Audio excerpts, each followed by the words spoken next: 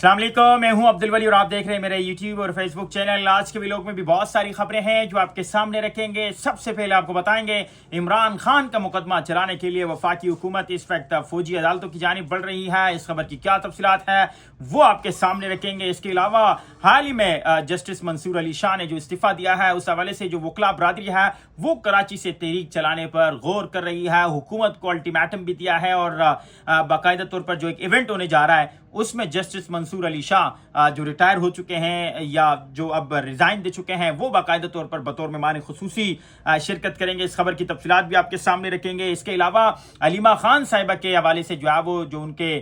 Warrant ہے وہ ایک بار پھر سے جاری کیے گئے ہیں۔ ان کے جو جائیداد کی تفصیلات ہے وہ عدالت میں تو جمع نہیں کروائی جا سکی۔ لاسٹلی آپ کو بتائیں کہ پاکستان پیپلز پارٹی اور اس وقت جو ایم کیو ایم آمنے سامنے ہے، لیکن اس پر جانے سے پہلے ضرور آپ سے ریکویسٹ ہوگی اگر اب تک آپ نے چینل سبسکرائب نہیں کیا ہے تو ضرور سبسکرائب کر کے اپنے دوستوں کے ساتھ شیئر کریں۔ اب جو مختلف جو ہمارے صحافی ہیں، جو یوٹیوبرز ہیں، ان کی جانب سے یہ خبریں آ رہی ہے کہ جو جنرل فیض ہے، سابق D G I S I, ان کو باقاعدہ طور پر 8 سے 10 سال کی جو سزا ہے وہ ہونے جا رہی ہے۔ ان کا جو ٹرائل ہے وہ مکمل ہو چکا ہے، بڑی تیزی سے ان کا ٹرائل چلایا گیا اور یہ ہو سکتا ہے جو اندر سے کچھ خبریں آ رہی ہے مبینہ طور پر یہ بتایا جا رہا ہے کہ جنرل فیض نے عمران خان کا بھی نام لیا ہے 9 مئی کو لے کر اور مختلف کیسز کو لے کر۔ انہوں نے بتایا کہ جو کچھ بھی انہوں نے کیا ہے وہ عمران خان کی ایما پہ کیا ہے، عمران خان کی مرضی اس میں شامل ہے، لہٰذا عمران خان کے حوالے سے بھی یہ خبریں ہیں کہ اب باقاعدہ طور پر وفاقی حکومت ان کا بھی جو مقدمہ ہے وہ فوجی عدالتوں میں چلا سکتی ہے۔ اس حوالے سے جو پاکستان ٹیلی ویژن ہے، پی ٹی وی کے ایک سینئر صحافی ہے نجم ولی خان صاحب نے کہا ہے کہ 27ویں ترمیم کے بعد اب ایسی بڑی خبر آنے والی ہے کہ پاکستان تحریک انصاف ماضی کی تمام خبریں، ماضی کی تمام سزائیں بھول جائے گی اور کھیل سنسنی خیز مرحلے میں داخل ہو رہا ہے۔ عمران خان 9 مئی کے ماسٹر مائنڈ کے طور پر ٹرائل ہوگا جس کا چالان مکمل ہی سمجھے۔ ذرائع کے مطابق عمران خان فوجی تحویل میں جانے والا ہے۔ یعنی ہم یہ جانتے ہیں کہ جو نجم ولی خان صاحب ہے یا پھر اس طرح کے جو پاکستان ٹیلی ویژن کے صحافی ہوتے ہیں وہ حکومت سے ٹچ رہتے ہیں اور حکومت کی خبریں لے کر ہی وہ ڈائریکٹلی یا پھر ٹویٹ کرتے ہیں یا پھر فیس بک پر ان کی پوسٹ نظر آتی ہے یا کسی نہ کسی طریقے سے وہ اپنے پروگرامز میں بھی ڈسکس کرتے ہیں۔ اس کے علاوہ جو عامر وڑائی صاحب ہے، کراچی بار کے صدر ہے، ان کی جانب سے ایک باقاعدہ طور پر 27ویں ترمیم کے خلاف تحریک چلانے کا جو منصوبہ ہے وہ ہمارے ذرائع یہ بتا رہے ہیں کہ ان کی جانب سے مکمل کر لیا گیا ہے اور جسٹس منصور علی شاہ جنہوں نے 27ویں ترمیم کے بعد استعفیٰ دیا ہے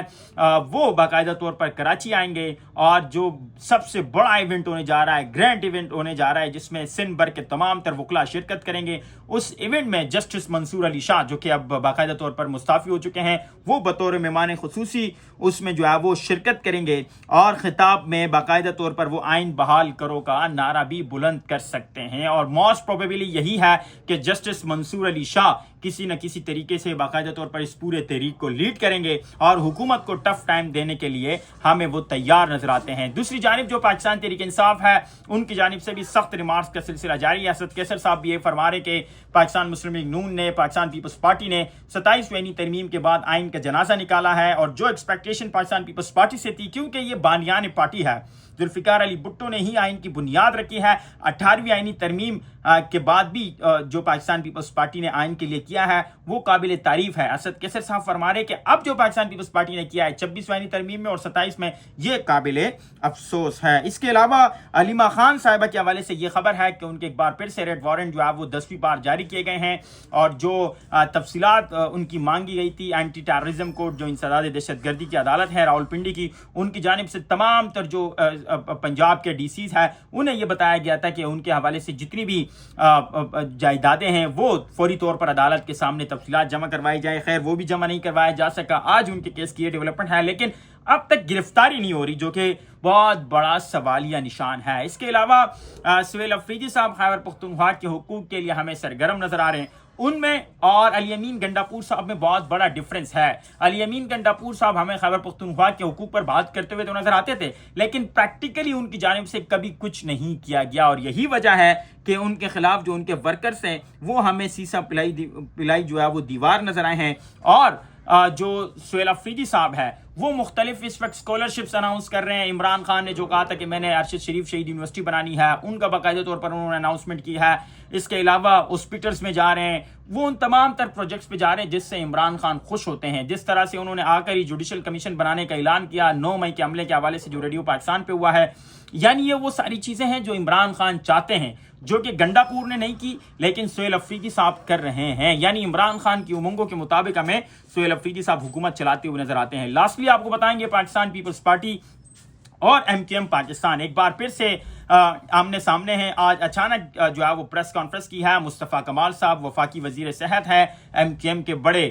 مرکزی رہنما ہے, ان کی جانب سے 27ویں آئینی ترمیم کے حوالے سے جو گفتگو تھی وہ کی گئی. لیکن موسٹ امپورٹنٹ ایک بار پھر سے یہ بتایا گیا ان کی جانب سے کہ اگر بلدیاتی نظام کو آئینی شکل نہیں دی جائے گی تو پھر 18ویں ترمیم میں بھی بہت ساری چیزیں رول بیک ہونی چاہیے. ڈائریکٹلی اور ان ڈائریکٹلی انہوں نے صوبے کی بات بھی کی ہے کہ کراچی کو صوبہ بنایا جائے, یا جس طرح اس وقت یہ گفتگو چل رہی ہے کہ سندھ کو 3 حصوں میں تقسیم کیا جا سکتا ہے. اس پر شرجیل انعام میمن صاحب جو کہ سینئر وزیر ہے, پاکستان پیپلز پارٹی کے رہنما بھی ہے, ان کی جانب سے یہ بتایا گیا کہ آج جو پریس کانفرنس تھی مصطفیٰ کمال صاحب کی جانب سے وہ وداؤٹ ہوم ورک کی گئی. ان کا ہوم ورک کمپلیٹ نہیں تھا اور بغیر کمپلیٹ ہوم ورک انہوں نے یہ پریس کانفرنس کی ہے. سندھ کو ماضی میں بھی تقسیم کرنے کی جو باتیں کی گئی وہ لوگ مٹ گئے, لیکن سندھ آج بھی اسی طریقے سے جو ہے وہ